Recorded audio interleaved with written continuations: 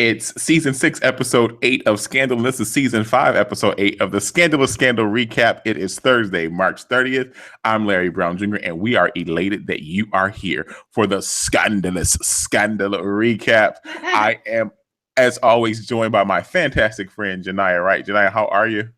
Oh, I'm doing so well, LBJ. How are you doing? You're what, 3 weeks into fatherhood at this point? I guess no. I am 4 weeks into fatherhood. 4 weeks.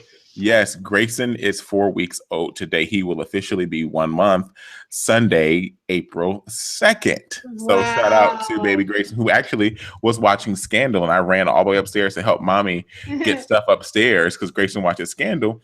And I ran down, so I'm a little sweaty right now, out of breath. Sorry, y'all, but I had to take care of the family. Oh, fatherhood. What are you going to do? Exactly. Listen, if you are watching us, thank y'all so much for tuning in live. We so appreciate you. And if you're watching us after this goes off, like we're live right now, but if you're watching on YouTube, if you click that link on YouTube and you don't see that live button at the top of the window, you missed us. But we're glad that you're watching us now. Shout out to everybody who's already in the chat, populating it up. I'm trying to keep up with all what you all were saying. But Henry Leonga, and what's up, Henry? How are you? We haven't seen you in a while. OMG, tonight was messy. Yes, and hello from Germany. We're so glad you're here. Miss Nurtney Rule, Mrs. Creo Davis, as always, you've been hanging out with us quite frequently. We love it. Marvis to Marvis, Pla Turner. Who else is here? Robin B12, Ida Matrix, Deborah Battle. Deborah Battle, what's up? You are back. Deborah Battle, first time back this season. Just realized that the woman who is playing the woman who's playing B pound side is Jeff Perry's daughter. That is correct. The woman who plays Devil in the red dress is actually, her name is Zoe Perry, and she is the biological daughter of Jeff Perry, who plays Cyrus. What a coincidence, right? Get out of here. Everyone is here. Listen, if you are watching, take the YouTube link right now, share it with your friends, tell them to come join the conversation if they watch Scandal, because they can also chat in the live chat. Janiyah, what did you think about tonight's episode? Oh, I'm sorry, Stephanie Beard, what's up to you? The Dan Blakemore is here.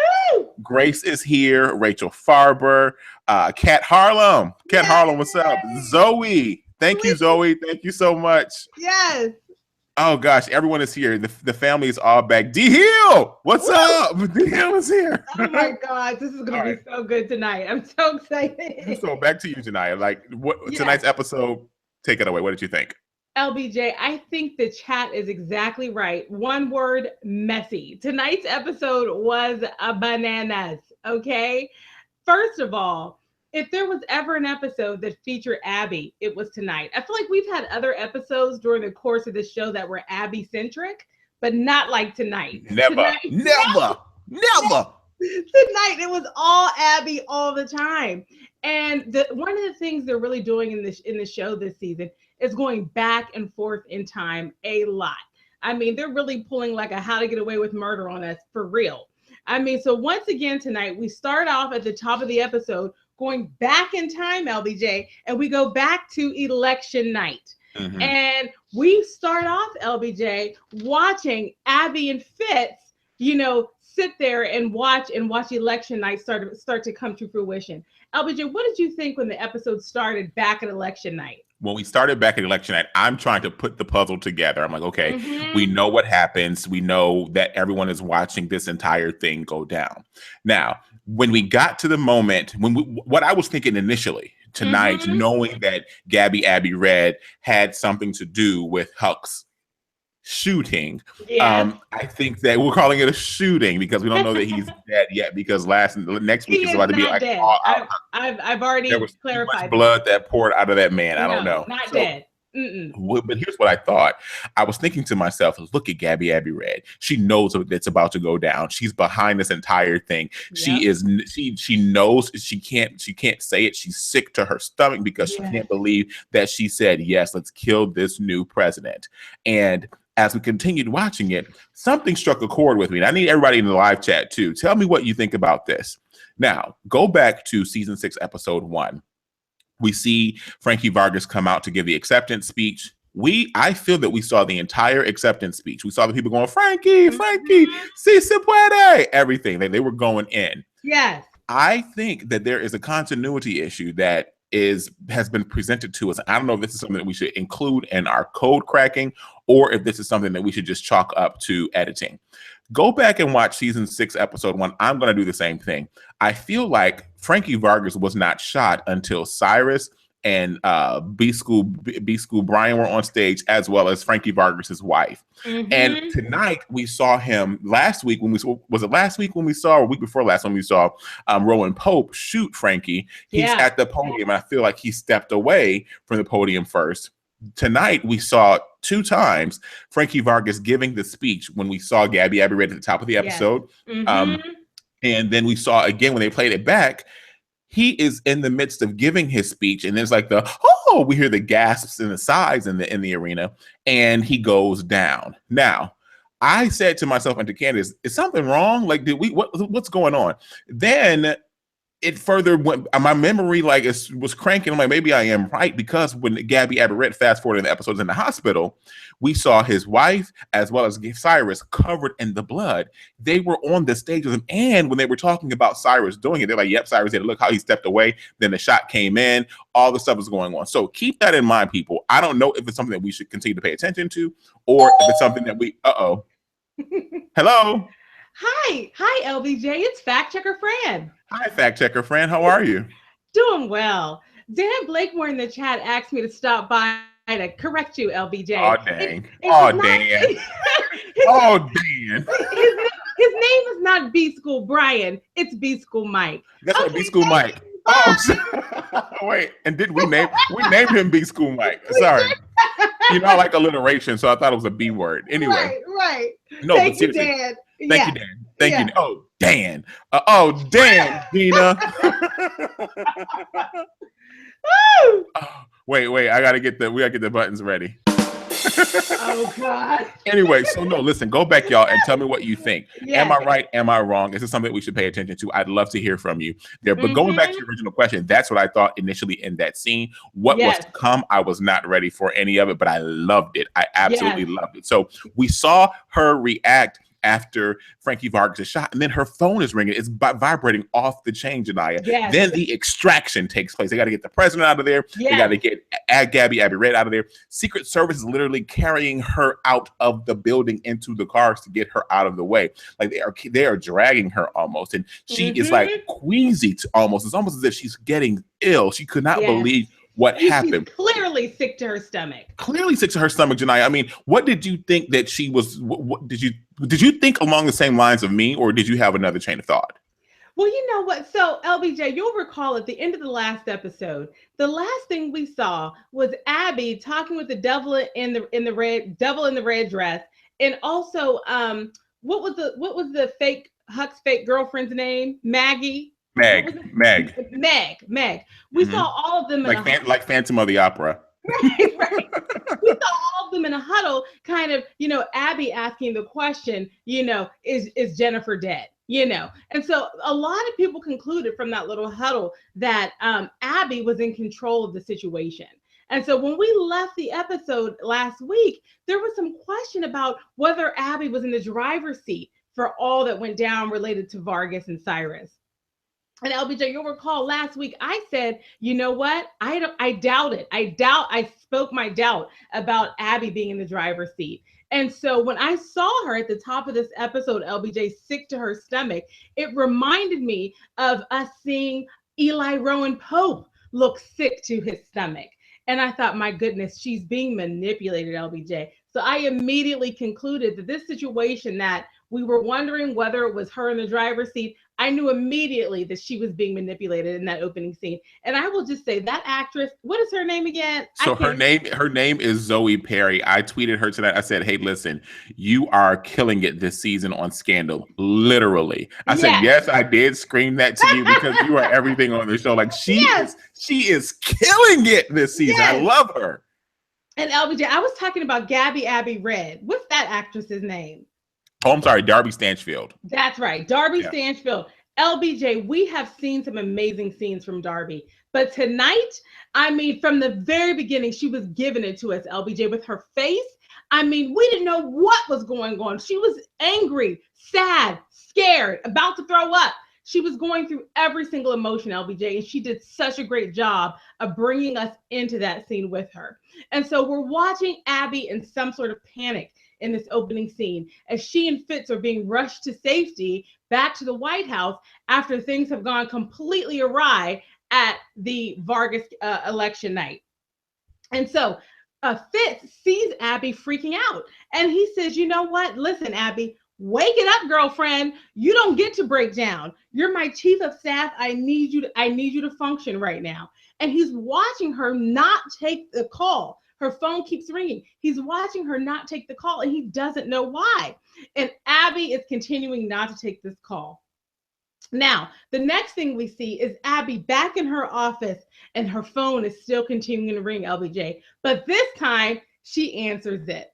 We don't get to hear in this initial scene who's on the other line. Mm-hmm. All we get on the other end of the phone, all we know for sure is that Abby is scared and angry and just completely freaking out as it relates to talking with this person. And the first thing she says when she answers the phone is, "You shot him."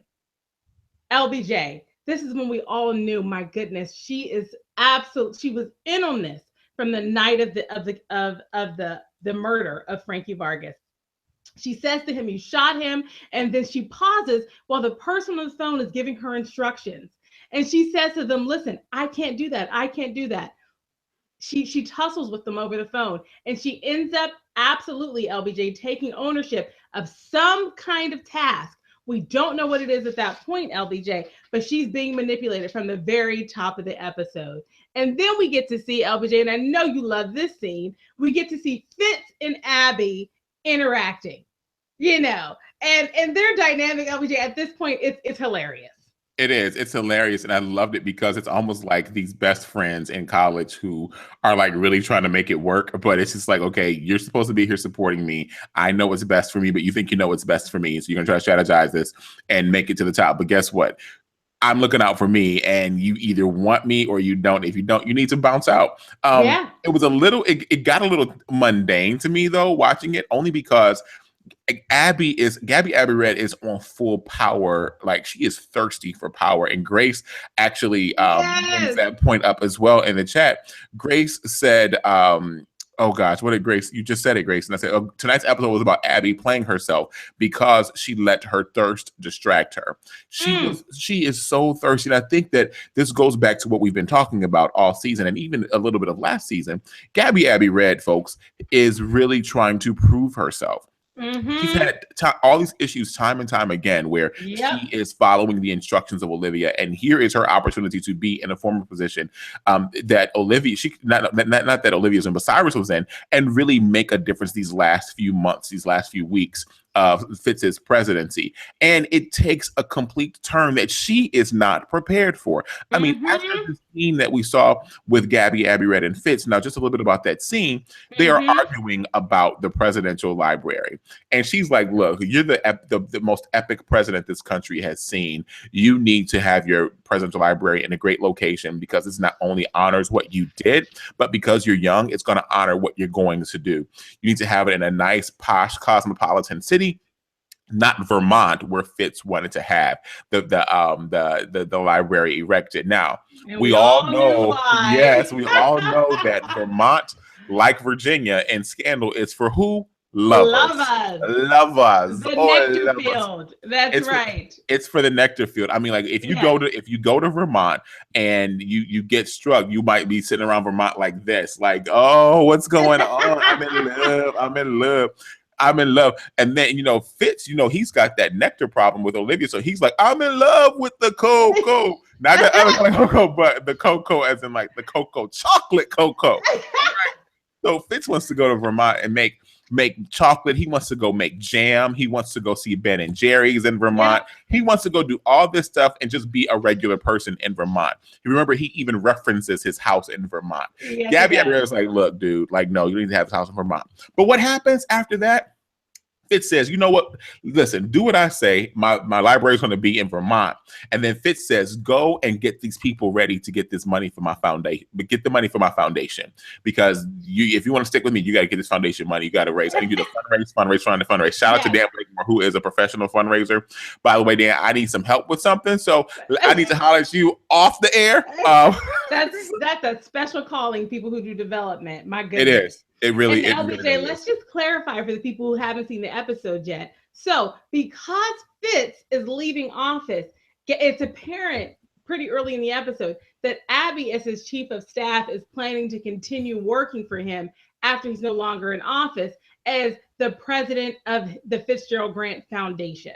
And so this tussle about where will his foundation be, it's really a question of where will the next phase of her life be.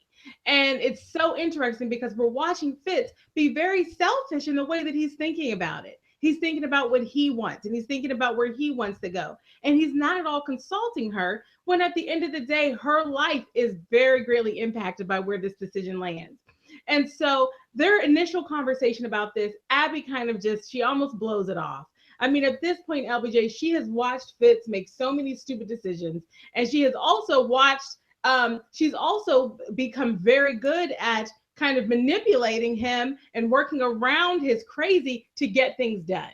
And so she's not taking much merit in this. She's just saying, Fitz, get a clue. You're ridiculous. And she's like, you know what? I don't have time to finish this conversation. I have to go right now to a funder lunch, okay, to get some funding for your campaign. And when she goes to this funder lunch, we see her sitting down and she's giving the full-on fundraising spiel, Janiyah. I mean, she hit talking point after talking point. And we see the backs of the heads of two individuals. Did we know who those two individuals were? No, we did not. But we found out who those two individuals were when that camera cut to the opposite side of the table. And who sat on the opposite side of that table? It was Man with Gun and Devil in the Red Dress. Woo! I was like, and so it begins. Janiyah. OMG. TGIT OMG. Like, it was so good. It was so good. And again, it was another one of those moments of, you know what? Power is always in control. That's what this show just keeps reminding you. I mean, and what I love about this show is just when we thought we knew who Power was, the show said, oh, no, you don't know who Power is. And now we have these other power players who are running the show, and we still do not know why. We still don't understand at this point their ultimate motivation, LBJ, except his power and control. Yep. And so Abby Red, she's sitting down, LBJ, at this, what she thinks is a funder lunch. She's giving her pitch. She's moving and shaking, okay? And then they say, you know what? They say, you know what? We're actually not here to talk about being a part of Fitz's team. We want to be a part of your team. And LBJ, they pulled out literally the oldest trick in the book. Well, take a step back, though. Take a step back. Remember, they didn't tell her that until they also revealed how much they were willing to put on the table before they said they wanted to be on her team. Remember, he's like, oh, we're willing to. She gave the entire spiel. They said, oh, we're ready to engage. We're ready to engage. That's right. We're ready to engage at $250 million. And Devil in Red Dress goes, oh, I thought that we discussed 3. Didn't we say 300? He's like, oh, yes, $300 million. And she's like, oh, well, I'm sure we can make something happen. And then they said, but we want to be on your team, not his team. That's right. Record scratches in the party. What happened? What? That's the sound effect we really need to be have some kids. And yours sounds a little bit like Snoopy, like a Snoopy dog, but not Snoopy. Scooby-Doo? Yes. Gosh, wait, are you serious? I'm sorry, Scooby. Yes. Hi, Fact Checker Frank is here. Hi, Fact Checker Frank. Hi, just here to let you know that Snoopy never sounded like that was Scooby. You know what I meant, Fact Checker Frank. Scooby-Dooby-Doo. Frank, you know what I meant, Frank. Ruh-roh. Oh God, we're dating ourselves with that one, LBJ. Please, it still comes on. You can watch on Netflix or Hulu, whatever. Hashtag I'm still a millennial. Don't get it twisted. even though I can't grow hair and I have gray in my beard, yes, I feel some kind of way about heredity taking over my life, but I am a millennial. Be not deceived, ladies and gentlemen. Back to our regularly scheduled program. That's right. Now that we have checked all the facts. Right. And so they put out this huge figure of $300 million, LBJ. And then they say, no, we don't want to back Fitz. We want to back you, girlfriend. And then Abby, of course, is appropriately skeptical. And she says, what you talking about, Willis? I'm paraphrasing. Wait. Hashtag you dated yourself again. I so did. And LBJ, and she's skeptical and she's trying to get to the bottom of it. And of course, they're being cagey, they're being vague. And finally, they start to, again, as I was just saying, pull out the very oldest trick in the book. And LBJ, this trick is so old, it's dusty, it's crusty, it's like rusted, okay? It's the old trick in the book where you just go ahead and start stroking a person's ego so you can get them to do what you want them to do. And so they start to blow up her head, LBJ. And this is what Grace was talking about Gabby Red really being thirsty and feeling herself. They start to tell her, listen, what about you? What about you eventually being president of the United States? We want to back you. We believe in you. We want you to be our candidate. That's the record scratching again, because I was just like, Abby Red president? I can't do it. Like, what's going on? This is way too fishy. And she knew it was fishy too tonight, because she was like, wait a minute. You mean me as president? Come on. I know $300 million. Like, that must come with 300 million strings. You doggone right that comes with 300 million strings. Nobody's just going to give you $300 million that's going directly to you. It's not in a grant proposal to say, here's $300 million renewable over the next 5 years. We're going to break this 300 million down over the course of 5 years to give you this much. No. This was going directly to you. There was, oh gosh, who said this? It was, Akosua O. Hey, Akosua O. Have we ever seen you live before? If not, welcome to the family. We're so glad you're here. She says, Abby, a person offered you $300 million and not getting all the details. You agree? The price of $300 million. Exactly. The price of $300 million. Yes. What was she thinking, Akosua? And you know what, LBJ? The truth is, at this point, she hadn't actually accepted the money. So at the end of this scene, LBJ, she leaves skeptical. And what unfortunately happens is that she ends up taking, right after she leaves this dinner, that she leaves this lunch, again, she has not accepted this money. She has not fully accepted their propaganda. Part of what they were doing, though, LBJ, when they were stroking her ego, was reminding her about all the downsides of her current status in life, of being a right-hand man to somebody. The thing about being a right-hand man is that your priorities are never the top priority. Mm-hmm. You are always serving someone else's mission. And they reminded her of that, LBJ. And they knew just to throw that little nugget in there. Pick that scab just a little bit. And then Abby Red, she's skeptical. She leaves them. She goes back to work. And there goes Fitz once again. Oh, yes. Talking about her moving her life to Vermont so that she can run his foundation. Oh, but what was key about this, though, Janiyah, is that prior to her leaving that luncheon, they planted the seed in her mind that she did not want to be a lame. They were like, hey, listen, you're not the millennial, but you're the pre-millennial, and you need to be hot and swanky and sexy. You need to stay sexy and on the cutting edge of things. Yes. And you don't need to be with that old man. He's so old and lame and lost. Don't be with him. Create your own thing and make your own mark, chart your own course, and you can be this great woman that America needs you to be, that we need you to be. So that seed was planted prior to her going back to the White House. And it kind of said, call us back after, here's our card, call us back if you consider changing your mind. Then she goes back to the White House and they're having library talk again. And then what was the crux of this entire scene? LBJ, to me, the point of this scene was for us to watch once again, Abby having to be at Fitz's service, and for her to just have a reminder of what it means to be that person that's at someone else's mercy, and to watch her see Fitz prioritize only himself. And she says to him, and she tells him, good. She said, listen, I know why you're talking about moving your cell phone up to Vermont. And it's because you think somehow at some point in the future, Olivia may come and join you. Well, let the record show. Let it show. Let it show. She is not coming to Vermont, Fitz. You need to let it go. LBJ, as soon as she said that, gloves were off. Okay, they bicker back and forth, and what ends up happening is we watched Abby conclude as she was sitting there having this back and forth with Fitz, which Fitz really ended in his very much in his "I'm the president of the United States, I'm going to dismiss you because I'm done talking with you" kind of way. He dismisses her. LBJ ends the conversation. The foundation is going to be in Vermont. I have no regard for your opinion, your life. I don't care. We're doing what I want to do. I've served this country. I've worked hard. I'm ready to rest. I'm ready to make jam. I'm going to fantasize about Olivia, right. And I'm doing it in Vermont. I love that part though too, because if you go back and watch that, this is so I'm a YouTube king, and like I always like go back and replay moments that happened in history.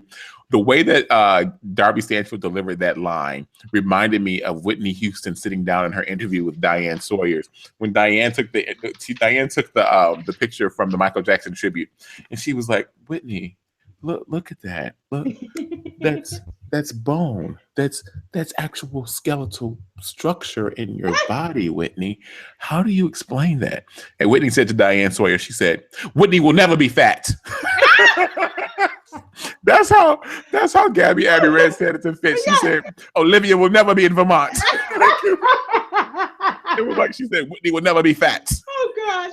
But Grace said, hashtag R.I.P. Whitney. R.I.P. Oh yes, we love you, Nippy. Oh my gosh! But Grace says, "But how savage was Gabby Abbey Red when she told him that Olivia is NEVA, never going to Vermont?" It was good. It was very good. She thought she was like bossing him the entire time.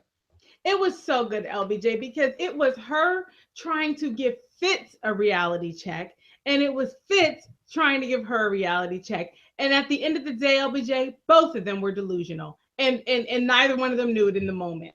And so we watch Abby storm out of this conversation, go into her office, and LBJ, then she did it. She picked up that phone, LBJ, and she called the devil. Yes, she did. Called up that devil, LBJ, and she said 2 words: "I'm in."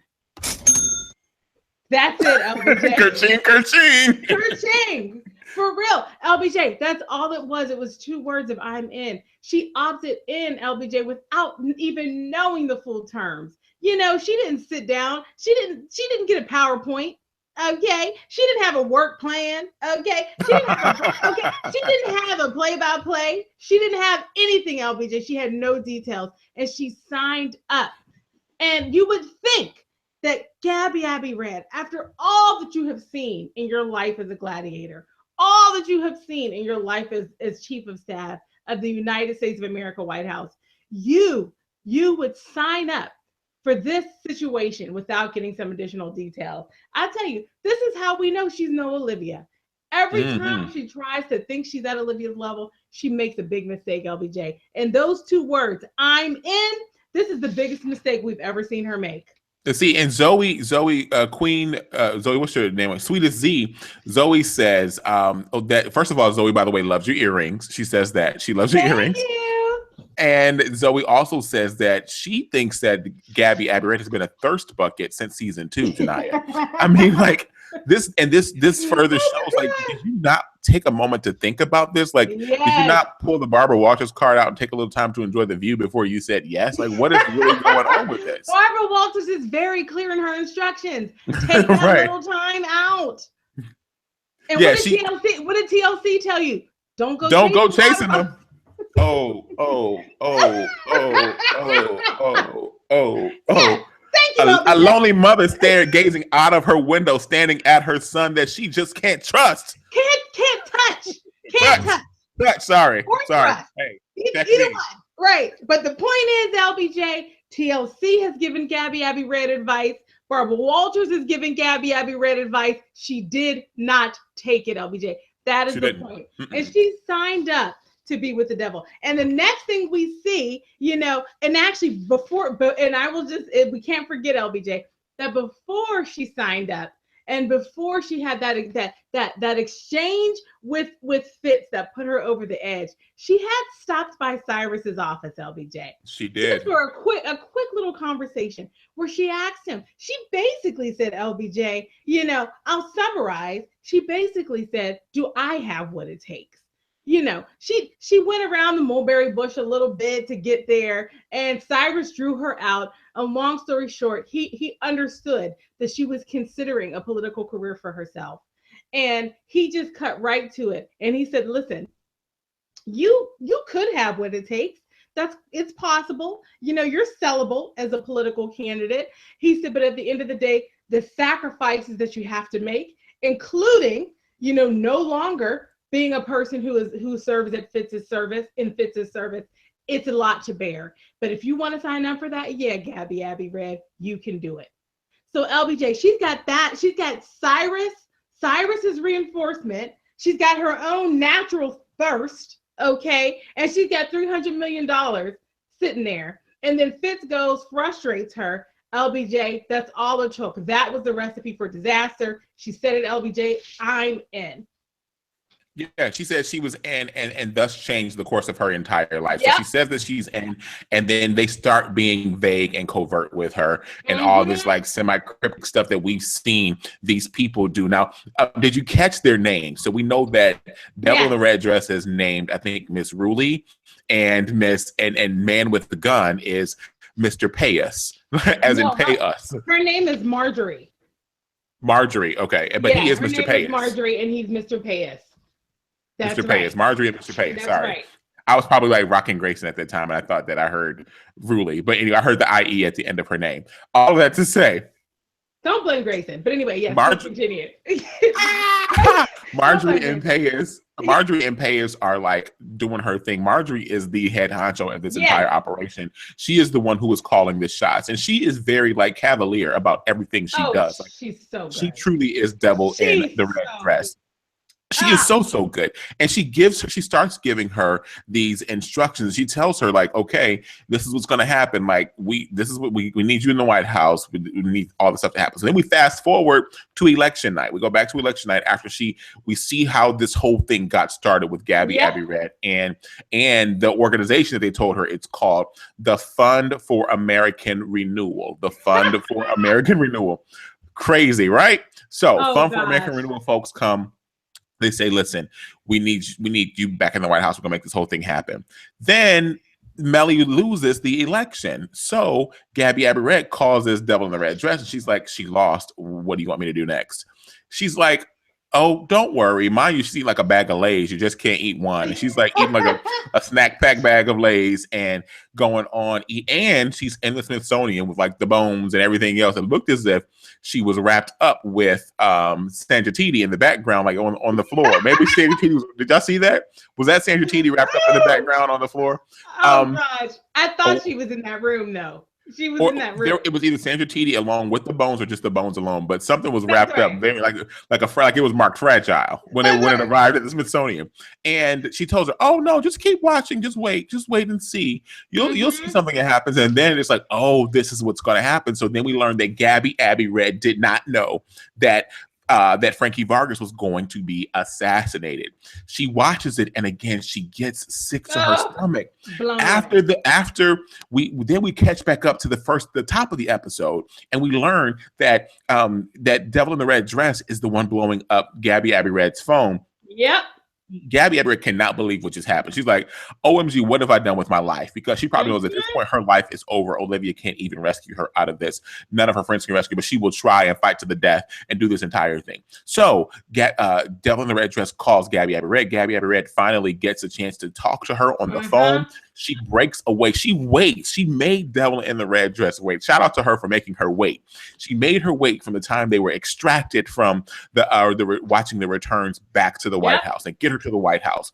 They get the president secure. Gabby Abby Red's walking in and her phone's still blowing up. She goes out and she gets into her office, slams the door, calls, and she was like, "You killed him." And she's like, "Yeah, we did kill him. Now here's what we need you to do. I need you to get down to St. John's or St. LBJ, she could have said, "Oh, you went to the grocery store." Yeah, LBJ just so cavalier. Yeah, we killed the president-elect. Do you see, LBJ? This is power. This is power. Absolutely. Yeah, it is. It is. And they told her, they're like, I mean, essentially that she's making her like bow down at my altar, and you're gonna do what I have to say. Now, at this point, I want you to get your butt to this hospital and lock the entire hospital down, and you Yes. wait for further instruction from someone there. She's like, how am I gonna do that? I had to leave the president. Like she tells her they're gonna go to the situation. Like she's like, you make it happen, you better get there. And if you don't, then there's gonna be some consequences. She's like, okay, I'll try my best. They go to the situation room. No, Gabby Abbey Red, after this, takes something off her desk and she slams it up against the wall and it shatters. She just shattered something up against the wall. She threw a mug. She threw a mug, LBJ. She threw that mug. And I think we should just pause there for a minute, because you know what? The only mug that's on your desk is your favorite mug, right? You don't just have any old mug sitting on your desk. It's your favorite mug, right? It's the one that's larger than the other mugs, or it has a sentimental value. LBJ, she was so livid, so enraged, so frustrated that she picked up her favorite mug. It probably said #1 boo, and it was from Leo. She picked up her favorite mug, LBJ, and she threw it across the wall, and it shattered into a million pieces. LBJ, she was steamed. And you know what she was thinking, LBJ? I tried again to be Olivia, and I failed. Every time, LBJ. I mean, because she's dealing with her insecurities, and we have already watched her and Olivia having an exchange about power and authority just between the two of them.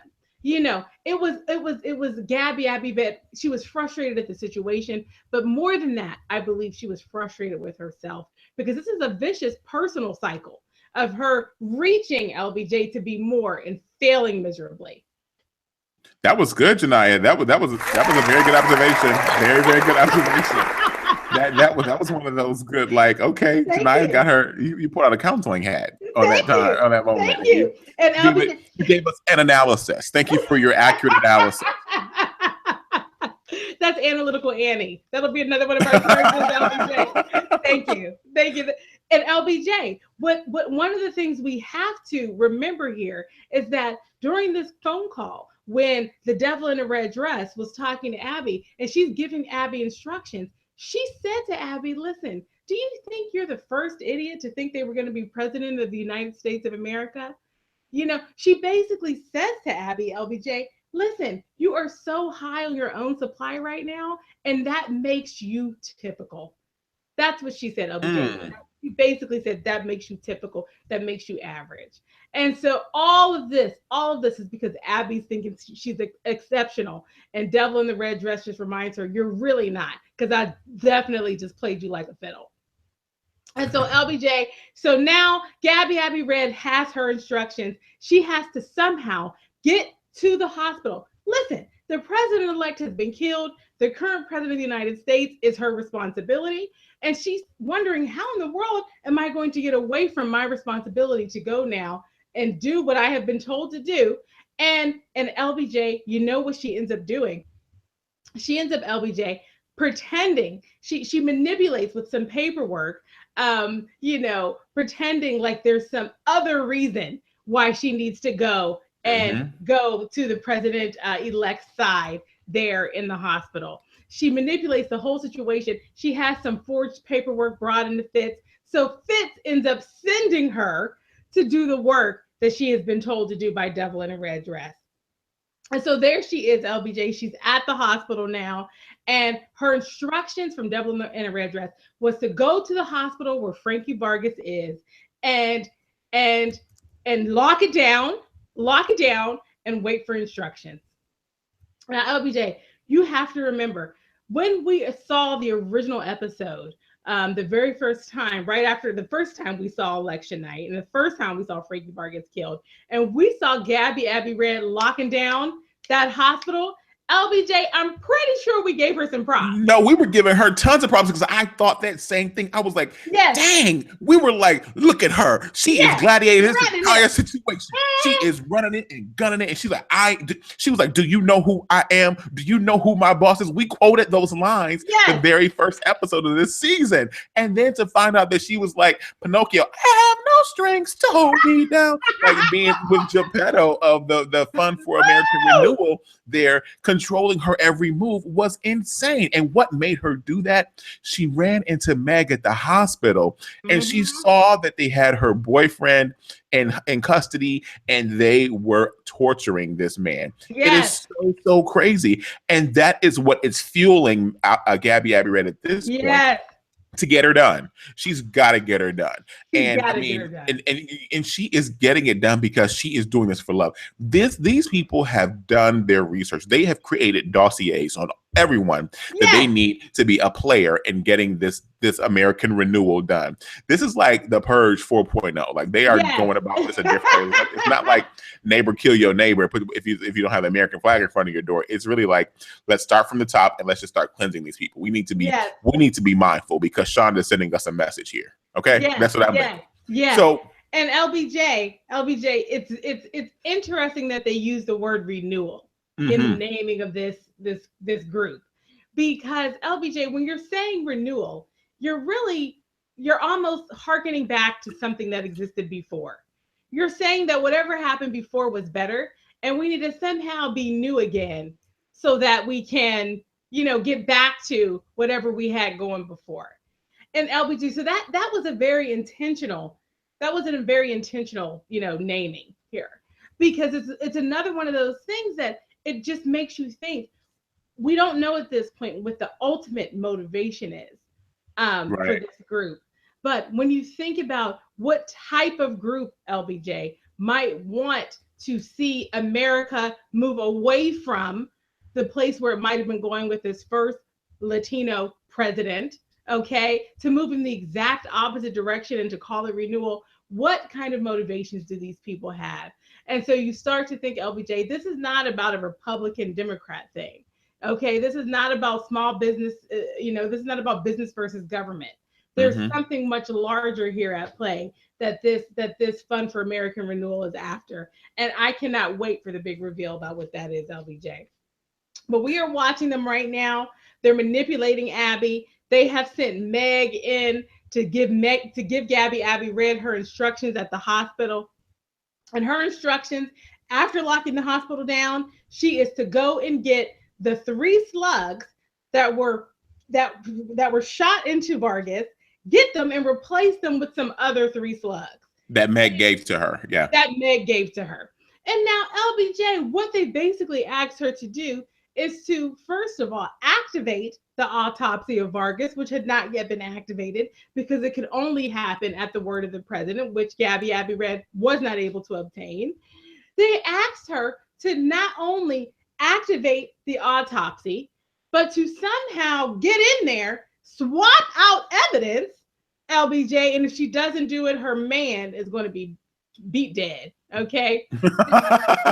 Beat dead. Beat dead, LBJ, because they already started, had him bloody to the left and to the right. And LBJ, the other thing that they dropped on her, just in case she got a little bit, a little nervous and wanted to turncoat, they told her, you know what, that $300 million that we've already, wired to your bank account, Guess what? That money is tainted, girlfriend. It came from a North Korean terrorist cell. The BDIC. The BDIC. And why is it called BDIC? I was like, what is this alluding to? What kind of foolery is this? What kind of foolery is this? LB, so she's got on one hand this threat over her head about being, set up to appear to be someone who's in cahoots with a terrorist cell. And on the other hand, it's her number one boo getting beat down. LBJ, well, that's a lose-lose. I don't see any winners there. And now Frankie Vargas is dead. I mean, I can just only imagine what she's going through. But so there she is with that challenge in front of her. And what does she do, LBJ? She does exactly what Olivia taught her to do. LBJ, she executes. She finds a way to manipulate the situation. She gets the autopsy activated. She literally finishes the autopsy, damn near finishes the autopsy herself, taking a glove and reaching into Vargas. Yeah, guess what? She encapsulated tonight's episode, the title of tonight's episode. You know what it's called? A Stomach for Blood. She really did, LBJ, because she put on a glove because she needed all 3 slugs to complete her assignment. And she only had two had been retrieved by the doctor, and she needed that third. LBJ, she put that glove on, honey, and she put her hand down in that in the bowels of the Vargas system. Literally, literally. In the bowels of the Vargas system, literally. And she's in there digging around LBJ. So she did what she had to do to get those 3 slugs. She gets the 3 slugs, she delivers them to Meg, LBJ. And you know what? When you're under someone's thumb like that, you never know when you're free. And so even as she hands over the slugs and confirms that Leo will be delivered to her whole, she knows that it's not over, LBJ. And she knows that. And so she ends up going home, LBJ, and she finds Leo on the floor in their home. Okay. And he's, of course, beat down. He has no idea what went on. He's completely dazed and confused, LBJ, but he's there. And all we see is the fire in her eyes, LBJ, because we know she's about to try to do something. But can I take a moment for personal privilege here and say how shady it was that the writers definitely brought Leo back to Gabby Abbey Red at the apartment? And 2 things. Candace, who's downstairs with Grayson, said, she's like, oh, look at her apartment. It looks like Home Goods. You know? Wait, I had the same thing. I was like, oh my gosh, she loves going to Marshall's. That's what I thought. I was like, because she goes to Marshalls and TJ Maxx. That's she right. does. She goes and she commingles the merchandise so that it has that look, so that it feels like home. Then, but shout out to the writers in your shady ways, you scandal writers in the writers room, and you had Leo tell his girlfriend, yeah, the police caught me, and the police found me in an alley over somewhere in Southeast. Oh my god! Really? You had they taking me all the way over to Southeast? Like where near the Berry Farms project or something like that, and over by the big chair. He was over by the big chair in Southeast DC. And if you want to know anything about DC, Southeast has been like the known part of DC, which is like the most urban area. Negatively urban area has the biggest tarnish on its reputation, where there's drugs and everything else going on over there. It's like, oh, don't go to Southeast. And some locals in DC, some people here call it Southeast. There's no TH, there's an F there, so it's Southeast, Southeast. So yeah, that was complete shade from the scandal writer. Somebody knows DC. Right. But LBJ was so good because those are the kind of details that help this show to ring true to people who have actually lived on Capitol Hill. Totally. Yep. And so that's part of the genius of this show that helps people to relate to it. And LBJ, there's an important point that has been called out at least 2 or 3 times in the chat. The last one was by Miss Creole Davis. Someone else in the chat called it out too, though, but they took Leo's father's watch. Right. And so Mrs. Creole Davis says that I was just about to I was gonna say, on behalf of Mrs. Creole Davis, this is fact checker Frank showing back up at your door, knocking. Mrs. Creole Davis brings to light, as I was going to, that it is his granddaddy's watch. She said, and he stole my grandpa's watch. Oh man. Oh my gosh. Thank you, Frank. But let me say this. Do not forget that point, everybody. Yes. We need to be on the lookout for someone that's wearing Leo's grandfather's watch. I don't know if we've ever seen this watch before, but that's 2 things to me. I'm giving y'all my takeaways as we're moving through the show tonight. The continuity of the assassination, as well as let's keep our eyes peeled for Leo's grandfather's watch, because we will see who is also involved with the Fund for American Renewal. Look, check those wrists. And LBJ, it's going to be somebody wearing the watch, or they're going to use it to further manipulate Leo. Right. So that's the thing. What they're always doing. They're 2 to 10 steps ahead at every given moment. And so that taking of the watch, and I'm so happy people in the chat highlighted it. It didn't strike me as something that was noteworthy. To me, it felt like they were just trying to make it pretend like it was a mugging, right? They just wanted to steal something so that he would have a story to tell. Oh, I got mugged. But there is absolutely something more significant there. And this is why this chat is so powerful, because you have to watch this show as a community, because everybody, you need all the nuggets. Everybody has to be thinking in order to really analyze this show. Because I love that you just said that, Janai. It's almost as if we had a producer that would have been a soundbite they should go back and pull for a promo for the chat. And you say, this is why you need to watch it with other people. That was the perfect soundbite. Gosh, me, the producer.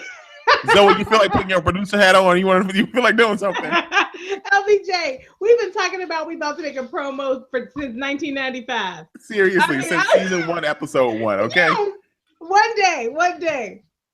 And so LBJ, and this was another moment where I just like when Gabby Abby Red took that money, this was another moment where I was just like, Gabby Abby Red, please get a clue. She's so full of anxiety, LBJ, in the middle of the night after all this has gone down. What does she decide to take herself outside to do? LBJ, she goes for a run in the middle of the night. Now, listen, I am not hating on people who vent their frustrations and work through their issues via exercise. Now, that's not my journey. I tend to use carbohydrates. But for people who like to use exercise, for people who like to use exercise to work through their frustrations, listen, that's all well and good and fine. But when you know for sure, that there is some mysterious, powerful entity that is watching you and all of your loved ones, I would not recommend going for your therapeutic run in the middle of the night. That's all I'm saying, Gabby Abby Red. Get a clue. She's just so stuck on stupid sometimes. So LBJ, she goes running in the middle of the night. And while she's there running, she's coming to the conclusion about what she's about to do. And what she ultimately decides while she's there running for her life is that she's going to go to bat for Cyrus. And now, in other episodes of this season, which of course took place a little closer to present, before we were flashing back, we were watching Gabby Abby Red advocate for Cyrus very adamantly. She was very committed to setting Cyrus free. Now, but let me say this: I loved the fact though that in those moments we got the explanation that we needed as to why she was so dead set on being on Cyrus's side. I mean, at one point we were like, "What's going on? This is a bit fishy." She knows this man's ways, and for her not to believe that Cyrus was not behind the assassination is very foreign. Like that was a completely new foreign concept that we had never even entertained. That Gabby Abby Red would be on Cyrus's side.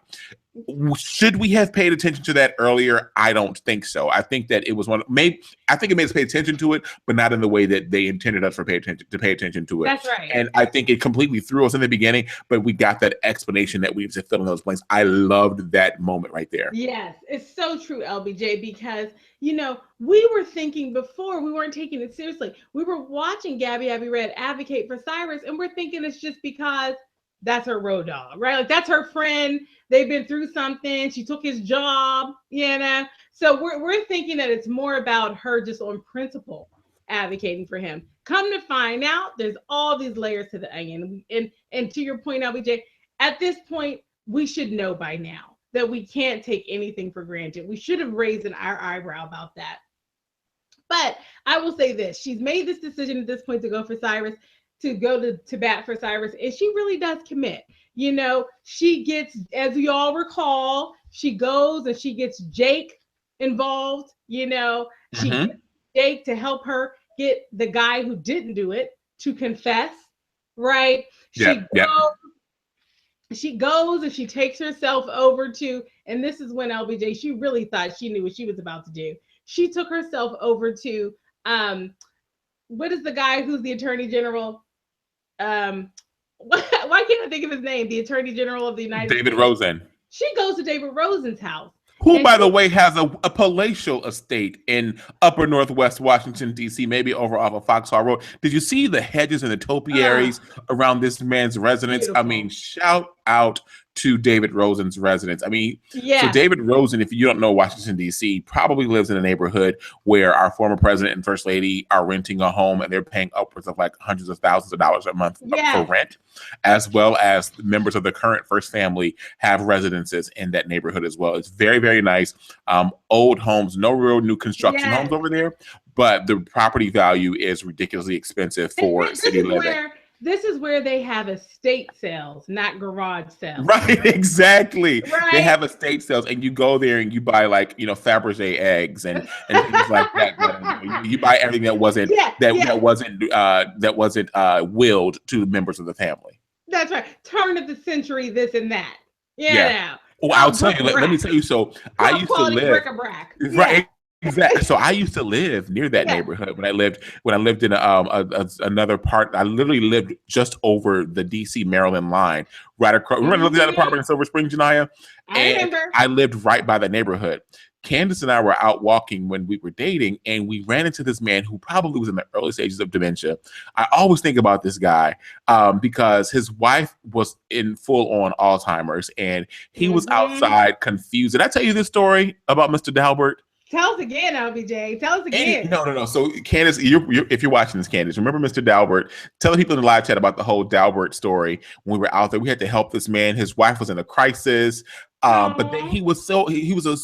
I'm saying this to say the people who originally inhabited this neighborhood were native Washingtonians, and these Yep. people worked very hard to get these homes, and they just continued to build upon these homes, and they took care of them, thus making this neighborhood a very, very affluent neighborhood because you had DC money that was there that was just amassed Hmm. year after year after year after year. And Yes. I felt so bad for this man because this man and his wife probably worked very hard. They probably were former college professors or something, and they were spending like the sunset of their life together in one of these Hmm. lovely homes over there. I thought it was one of those like perfect notebook book stories. I often think about this man when I drive over there. Anyway, Hmm.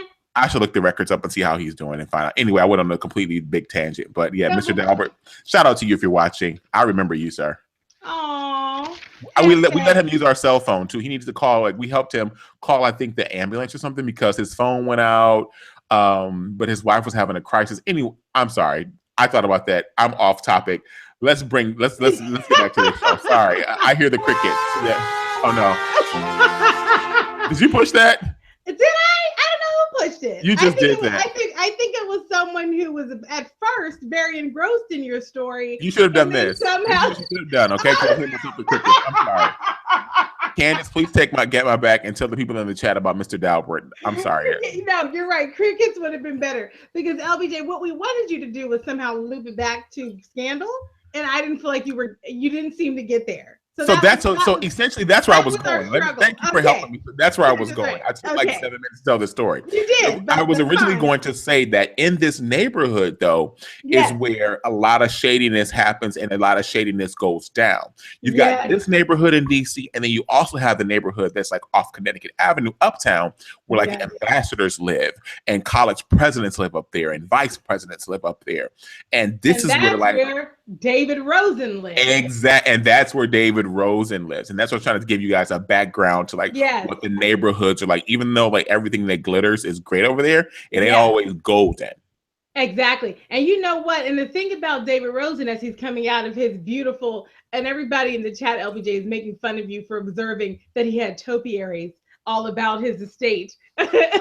Oh no, it was good, and you know it had to be well appointed for it to be a topiary. If you were living in another neighborhood, you'd be like, oh, look at those bushes. Those are nice bushes. All of you would have been like bushes, not topiaries. Yeah, it's not a front yard. This is landscaping. It's landscaping. Yes. Yeah. And so LBJ, here he comes. So Abby Red goes and she's ringing the doorbell because she's about to save Cyrus's life. And she knows that David's going to help her because David always does everything that she asks him to do. They have history.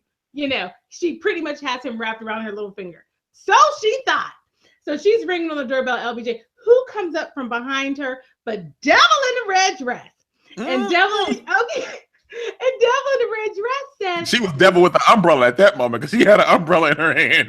Oh my God. She was so fierce. She was so fierce. She was like, do you really think that we don't know? And they always use this mysterious we. She's always talking about we. She said, do you really think we don't know what you're up to?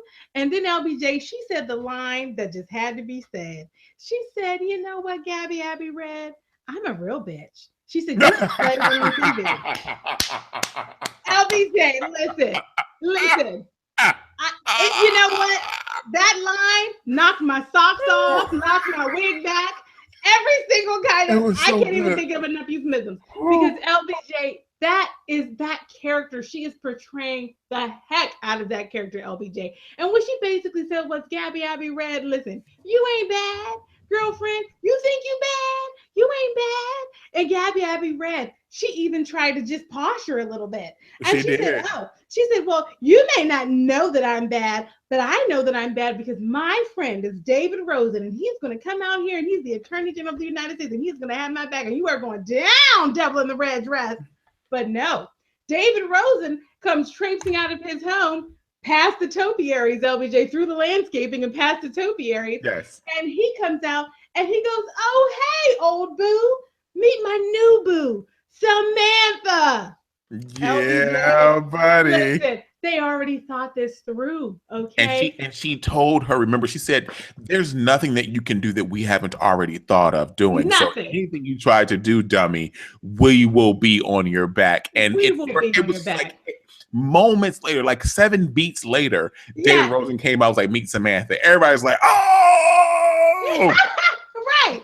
And LBJ, we're all sitting there completely stunned because David Rosen, but we're not that stunned because David Rosen, as usual, continues to be the part of someone else's ploy. I mean, for him to be Attorney General of the United States, he sure doesn't make very much decisions on his own. He's always under someone's thumb. He's always being manipulated. And he's just, we've called him before, LBJ, very, very malleable. And I think we haven't even used that kind of a way to put it. Yeah, now. You're right. No, you're totally right. Yeah. Yeah, because he's very whack. And so anyway, long story short, Abby Reyes, she shut down with that particular device that she was trying to leverage. And so she just walks away. She calls it a day. LBJ. Then the next scene that we see is the flashback to the end of last week's episode. It is when Huck is bringing Meg, the girlfriend, quote unquote, that he is reunited with, LBJ, bringing her to see and be reunited with her friend Jennifer. And let me just say something about this moment. I said to myself, and I said to Candace, I said, we're not about to find out if he's dead or alive. We're not going to find out because I was like, you know why? I looked at the clock and it said 58 minutes past the top of the hour and the show was about to end. There was no way we were going to figure out if he was dead or alive in those few moments of the show. Yeah, there was no way, LBJ. And I think for them to resolve it that quickly, it would have been too good to be true. Mm-hmm. But we did at least get a chance. There was something that we saw that I saw it last time, but it really resonated this time. Ooh, what was it? And it was when Meg walked into the room, LBJ, Jennifer was genuinely happy to see her. You're right, yeah. What does that mean? It means just as, Samantha, Marjorie, Devil in the Red Dress, is already dating David Rosen before she even confronted Abby Red and roped her into the situation. Somehow Meg had already been embedded in Jennifer's life, right? So she had already gained her trust, which makes Jennifer even more of an important character. What is Jennifer's role in all of this? And now that she's dead, what would be the implications of her death? And LBJ, I have to just say, at this point, we cannot trust anybody. And I want to shout out Deborah Battle in the chat raised the question: could Fitz's new boo be in with the devil in the red dress?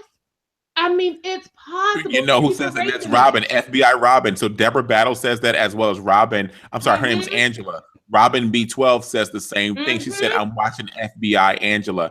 Yeah. Oh, and then someone else comes in here and says, oh my gosh, who is it? Oh, Robin also comes back and says, Shonda will blame the black woman if she's involved with anything here. But who is to be trusted? LBJ, when you have to stop. Because Dan Blakemore said Abby needed a forklift to pick up her face after David hugged up on Devil in the Red Dress. LBJ, she did, because she thought she was working a master plan. She did. You see her? She thought she had it in the bag. Had her posture, LBJ, and then she got the what? She got the womp. Big time. We'll call it. Let's call it. Wait, how are we gonna call it? What would I call it? Let's do this. We'll do this. Wait. We are watching your every move. or we'll say, we're always 2 steps ahead of you. I got it. Nice try, Abby Red. Nice try, girlfriend. You'll never win. You're gonna kill your boyfriend, Leo. Oh my God. I can do this for 20 minutes. I love it. No, we so cool. Like when we log off, guys, we probably would be here We're after the going to show keep is doing over this. and still singing things. Give us one line that we should sing to the sad trombone folks. Let us know what you think we should sing, and we will sing every single line before we sign off tonight. I promise we will sing every single line that you guys give us. And put hashtag sad trombone in the chat so we can pull it out and we'll sing it for you. I promise. Start typing them now. LBJ, and you started the tradition of singing over the trombone. Oh, you know what it was? Here it is. Nobody cares about Vanessa. Because we don't care about Vanessa. We don't. Hey, I love her and I miss her. Come back. She gone. Oh my God, she gone, yo. LBJ. So that is where we left tonight's episode. It was basically where we've left the last few episodes, not really knowing what's going on. And LBJ, here's what we do know. We know that. Wait, I'm sorry. Grace, I promise you, Grace has the funniest stuff in the chat. Put a pin in the cork board with what you were about to say. So, y'all are always talking about getting your edges snatched and everything. Yes. Mrs. Creole Davis and Grace are going back and forth, and they're talking back and forth. They're talking about different things here. Let me tell you that this doggone Grace and Miss Creole Davis have been talking, and Grace just responded back to Mrs. Creole Davis and said, "Girl, those edges have been gone. I watched the show in a lace front now." Because edges cannot be safe in Shondaland. Oh gosh, edges are not safe. And LBJ Sweets is saying we have to watch Leo, Vanessa, and FBI Boo. LBJ. No characters can be trusted. Is Leo in on this, Sweets? Do you really think so? This is bananas. Wait, D Hill has one for us. Okay. Olivia cannot save you. Sorry, Gabby Red. Olivia can't save you. She cannot save you. Okay. Cat Harlem has one, LBJ. Go. You do it. No, you do it. I'm laughing too hard. Okay. Abby still must die. Oh wait, this one's good. Dan got a good one. Dan Blakemore. Dan Blakemore says, Leo won't make it. Oh, Miss Creole Davis has one. Miss Creole Davis says, but what about Vermont?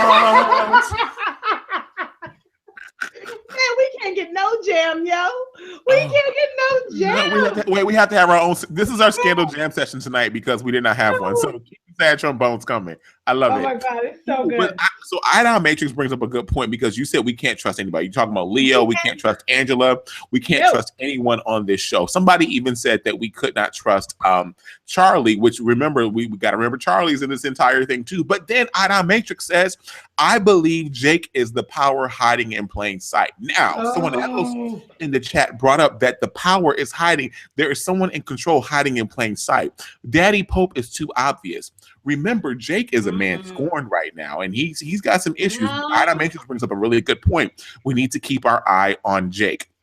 Also, earlier in the conversation, many of you were in the live chat and you were talking about all of the money that's been moving around. What happened to all this money? What happened to the money that they used to get Olivia out of custody? I mean, when they pay off the whole to stop the hostage situation. What happened to the money they stole? What happened to the B613 money that they stole from Papa Pope when they disbanded B613? What happened to that money? What happened to all the money that Mama Pope is involved that had access to be this great big terrorist that Mama Pope was and or is right now? What happened to all this money that's going around? Thus, us looking at this $300 million that's been in this this Korean criminal account that Gabby Red's name is on at the BDIC bank. What happened to all that money? I think that begs us to give another sad trombone and say, what happened to all that doggone money? Yes, LBJ. And now I have to just quote out Grace in the chat. Everybody is a suspect. Everybody is a suspect. Everybody. It's so obvious that this shadow group is actually a cabal. That's what Grace said.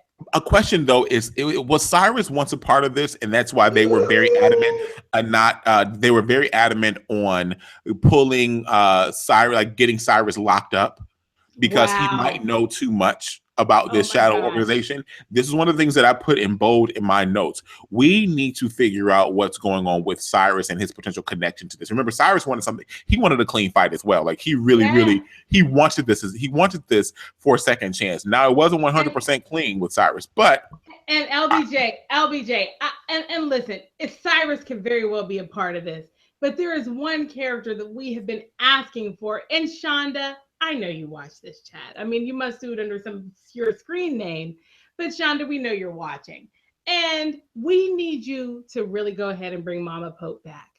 LBJ, my mhm. money is still on Mama Pope somehow coming out the archives. Now, over this last week, as I've marinated, this is what I do on the bus on the way to work in the morning. I marinate on Scandal when I should be doing what? Homework, doing work emails. No, I'm thinking about Scandal, LBJ. And I think that is so interesting that Papa Pope's ex girlfriend, who he has pined over for years and was actually in love with, was Mm-mm. somehow Mm. intertwined into this plot. Who else would do that but a woman scorned? That's who Mm. would do that, LBJ. That's Because you that's know what? that's one of those facts I can chomp on. That's good. My Yes, mom. That's yes. really good. Mama Pope sitting That's there one in of the those bows because that's carbohydrates. just the carb, LBJ. That's an empty carb. Okay, LBJ. That is that unhelpful carbohydrate because it is Mama Pope sitting in the bowels of the justice system for years, thinking about how she's going to get back at all of them. And Mm. you know, Sandra TT was on that list. And guess what? Now she done got LBJ. She She done got got real good. She gone. She gone, LBJ. Sandra is a mommy. LBJ, she is gone. So that is my theory, LBJ. Mama Pope somehow is going to end up being intertwined in this, and we don't have that many episodes left for this season, so we got to see her soon. We got to see her There soon. were 8 episodes in. Can you believe there were 8 episodes in Oh, already? that Gosh. makes me so sad, LBJ, because I'm sad when the season ends. I always am. So where does this take us, everybody? Where We does are this take us? left How to do we wrap? see we are left to see what's to come with this Yes. entire shadow organization. We know that shadow organization now have, you know what actually we should start doing? We should start taking our magical printer and printing facts and putting them up on They the need to walls go in the behind window. us They need to as go in yeah, the window. we should get a, can anybody build us a set and have Yeah. us with the magical Let's paper have up our there producer. on the little Let's ask glass our window? producer. Yeah, let's ask our producer to do it. Can Because we right. please have a set built? We'd like to have a set that looks a lot like OPA and Associates, and we want to be able to print things and stick them on the mirror. Thank you. He'll take care of it. Right, exactly. But I think Yeah. we need to do that because there's a lot that we need to Yes. start looking at here. Maybe we need to Yes. create a Google sheet or Google Doc and like start putting the facts in there. Let all of you start doing that. If you think we should do it, let us know. We'll send you the link to start putting facts in. But things you need to pay attention to. This Yes. organization has a name. We know that it's allegedly called right now the Fund for American Renewal. We know that they've got Mm. access to goo gobs of money, goo gobs of money. Yes. We also know that there are people who are closer than we think involved in all of that's going on right now, and we need to continue to watch Yes. them. We know that Cyrus, it was an interest of these people. They had to keep Cyrus locked up in jail. Gabby Abiret wanted Cyrus out of jail, but it was at a price, and they had to pay a price.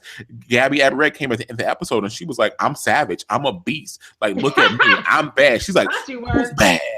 She pulled a full Michael Jackson out of that thing, She and tried. she tried. She really tried. But we know Mm-hmm. that she was feeling herself. She tried to get information, and her formation was a fail. It did not work. And so we've got all these little factoids. Information. Oh But we got all these little factoids we need to pay attention to, gosh. and we Mm-hmm. also need to continue watching the fact that let's. What about Fitz? Hello, could Fitz be involved with this as well? We Oh need my to start gosh. putting things on our boards. Don't forget about Charlie, LBJ. The chat Charlie is in. Yeah, the he's an chat OPA. the chat has been calling out Charlie since before he was visibly suspicious. I think this is the And first now week that we have not mentioned Charlie being suspicious because yeah, we haven't seen Charlie this episode. that's right. But the chat has called him out as suspicious for many weeks now. For many weeks. So We all Charlie, have, yeah. you're also on our list. Charging Yes, on list. And then you someone are. also even threw out Janiyah to you, where is Marcus? And I wrote back to them and I said, I think Marcus is somewhere giving Melly that nectar. That's what Marcus is doing right now. LBJ, we know that that's what he's doing. And LBJ, here's the other thing we know about Marcus. Marcus is, you want to talk about thirsty. That man is power crazed. He is attracted to power, and he's the worst kind of person who's power hungry because he has like this twisted nobility in the way that he goes about it. And so LBJ, yeah, could I see him, saying I'm in because someone offered him $300 million to do something? Yeah, Marcus would sign up for that. So I think you're right. Put him on the list, LBJ. Put him on the list. Put him on the list. Someone else in here also brings up, we need to look at Hollis Doyle. Hollis Doyle may have access to people who have that kind of money. We need to make sure that Hollis Doyle's on that list. Ion Matrix says that we need to get a bat for for Abby to fall into formation. Then we go up and we see here, Rakira brings up a really good point, and I thought about this a few episodes ago, 3 episodes exactly. Why are they so pressed to make Melly president? Why is it Melly that has to be the president? Why? Such a good point, LBJ. Wow. It's good. It's really good. So It's many things really remain good to be seen. Janiyah, anything that we should take away that you did not bring forth tonight already? LBJ, I think we hit the main takeaways. For me, I think what we have, concluded in the chat is that no one can be trusted, LBJ. And that's where I'm going to leave it. Nobody can be trusted. No one, LBJ. No one can be trusted in the show, and we have to remain skeptical. The other thing is, LBJ, I am wondering about some of these characters that we just haven't seen in a while. The ones that we've started to accept as being on the periphery. What about Sally Langston? So there are some other characters here that have talked about the Republic and renewing it. Janiyah, you are lit tonight. LBJ, these things, we've heard them from some characters that we don't talk too much anymore. So anyway, I think it's just the general theme, LBJ, of everyone is a suspect. And that's my takeaway for tonight. What you got, LBJ? Perfect. So I brought forth my takeaways earlier. I gave you Cyrus potential previous involvement with the fund. We talked about topiaries in Upper Northwest Washington District of Columbia. Mr. Debo, your experience with Mr. Dalbert. Yeah, Mr. Dalbert. That was a key point of the chat tonight. Good night to you. Then we also had, but then we also have to pay attention to continuity. This might be something that we need to pay attention to. Either it's an editing continuity issue or something for us to look at. And it's one, the video footage that we saw of of Frankie Vargas being assassinated originally had the family on stage, hence his wife covered in blood at the hospital, as well as Cyrus covered in blood at the hospital, versus him being shot during the speech, which we saw tonight. Very, very strange. We also need to continue to pay attention to the granddaddy's watch, because if granddaddy's watch is involved, that's going to be key for us linking someone else to this organization. Now, if they are the person, and we also see that Scandal is not above reproach. I mean, it's no respecter of persons when it comes to people doing the dirty work. I mean, if you got to get it done, you've got to get it done. So we very well could see someone of note, someone who's a C-suite scandal gladiator who is going to be wearing granddaddy's watch, who was involved in this entire thing. Or we might see a peon, a goon wearing this watch. Or as someone said, we might see a sad old black person walk around Southeast DC wearing granddaddy's watch. Might be Mr. Debo. Mr. Dalbert lived in a nice little home in Upper Northwest, so don't talk about Mr. Dalbert. Then we also need to figure out, and someone in the chat just said this as well, and I agree, it was Sweetest Z. Zoe says this. Zoe says, and I agree with this, and this is what I'm going to stop with. We need to figure out more about Meg. Like, what is her? How did Meg get involved in this? Why is she with Jennifer and now with Huck? Exactly. How was she appointed the number one stunner when it came to executing commands? She is the number one executioner on this entire fund Black Ops team. We need to learn more about Meg, which could potentially lead us to figure out who is behind it all. Mama Pope, you brought up something wonderful about Mama Pope tonight, Janaya, and we always need to keep Mama Pope on our minds and on our hearts in this entire situation. Janaya, shout out to you though tonight. Like D Hill says, she gives you like 18 fire bombs because you were on one tonight. You had that scandal discernment spirit was upon you. Power. You touched the screen and the power transferred up. You sold a seed of $800 tonight, and that power transferred to you. Okay, it did. Shout out to you because you gave us some really meaty nuggets to chomp on until next week's shows, and I'm very grateful. I appreciate you again. Round of applause and ready for Janaya. Round of applause. Thank you so much, LBJ, and thank you everybody in the chat. I just love this so much every week. I mean, I just look forward to it. Thank you everybody for joining us. LBJ, you know, this and you guys have to know that this whole chat was originally LBJ's idea. This vision, LBJ, of us just getting together and talking about Scandal, it is such a good one because this is so much fun. And so I love you, LBJ. I love you, everybody in the chat. I can't wait until next week. We love you too, Janaya. We're going to find out about Huck next week. We are. And so leads me to finally say that Huck potentially is not dead. And he's not dead. I'm sure I covered that. You did. You definitely covered that. But I need to say it from my lips to this conversation so that it gets recorded that I said Huck potentially is not dead. We don't know if this man is not dead. We don't know if they heard his voice. We don't know if they recorded his voice and they're feeding sound bites to OPA. We don't know what they're doing. We don't know. This man could very well have had his last episode, and next week is going to be his swan song, and then the final episode of the season is them finding his body, and we're back at the gravesite with Aretha Franklin singing "Bridge Over Troubled Waters," and having me about to cry like watching Harrison's funeral all over again. That Harrison's funeral episode, that made me feel feelings. Only 2 episodes of Scandal have made me feel the feelings. Okay, and I'm talking about the feelings right here. The first episode was Harrison's funeral. Oh. That entire scene, the way they came back to that Aretha Franklin, the Bridge Over Troubled Waters. Then we had the second episode finally, and we got to go, was the lawn chair episode. The episode where we first met Marcus Walker. That episode, if you haven't seen it, go back and watch it. It is one to feel. That one resonated big time. All right, guys, we are way out of time. We are over time. Thank y'all so much. We love you for watching. We love you for staying on the entire broadcast. Oh, yay, all the new people. Yes, shout out to all the new people. Turks, K-Coast, Catherine. I forgot your last name here. But everyone who is here that's new, thank you so much for tuning in. Tell another friend, come back next week. Let's keep building. Let's keep doing this. We are the Scandal Recap. I'm Larry. That's my fantastic friend Janaya over there. Good night, everyone. Good night.